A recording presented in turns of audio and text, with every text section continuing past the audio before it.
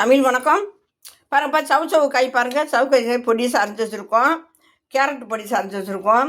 சவு காய் தான் இன்றைக்கி பொடி போட்டு செய்ய போகிறோம், பொரியல் பண்ண போகிறோம். சவு காய் பொரியல் பண்ண போகிறோம் பொடி போட்டு. இப்போ பாருங்கள், அந்த கேரட் வச்சுருக்கோம், கருவேப்பிலை வச்சுருக்கோம், உப்பு வச்சுருக்கோம், பச்சை மிளகாய் வச்சுருக்கோம்.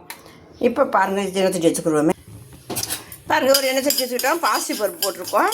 பாசி பருப்பு லைட்டாக வறுத்துக்குருவோம். எண்ணெய் இல்லாமல் செய்கிறோம். எண்ணெய் இல்லாமல் வறுத்துக்குருவோம். பாருங்களேன், பாருங்கள், பாசிப்பருப்பு பொன்னிறமாக வறுத்துருச்சு. இப்போ இந்த காய் எல்லாத்தையும் சேர்த்துருவோம். சேர்த்து கிண்டிடுவோம். இப்போ இந்த காய் வேகிறதுக்கு லைட்டாக தண்ணி வச்சுக்கிறோம். ரொம்ப தண்ணி வேண்டாம், போதும். காய் மட்டும் தண்ணி வச்சா போதும். காய் வெந்துக்கிட்டு இருக்கு. இன்னும் கொஞ்சமே வேகட்டும்.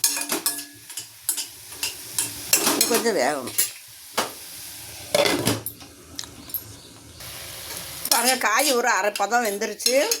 இந்த சமயம் நம்ம என்ன செய்வோம், கேரட்டு போட்டுருவோமே.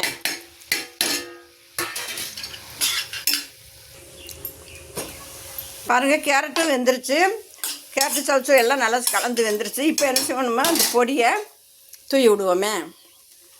இந்த பொடி என்ன பொடினா, இந்த சிறுதானியங்கள்லாம் போட்டு வறுத்த பொடி. இந்த சிறுதானியம் பயிர் ஐட்டங்கள் போட்டு வறுத்த பொடி, அந்த பொடி தான் இப்போ போட்டிருக்கோம். பாதாம் பிஸ்தாலாம் வறுத்து போட்டு இந்த பொடி பண்ணி டப்பால் அடைச்சி வச்சுக்கிறோம். அதான் போட்டிருக்கோம். பாருங்கள், நல்லா கிளறிட்டோம். பொடி போட்டு செஞ்சுருக்கோம், நல்லா கிளறிட்டோம். இப்போ மல்லி எல்லாம் லைட்டாக தூவிட்டு இறக்கிடுவோமே. ஸ்டவ்வை நிறுத்திடுவோம்.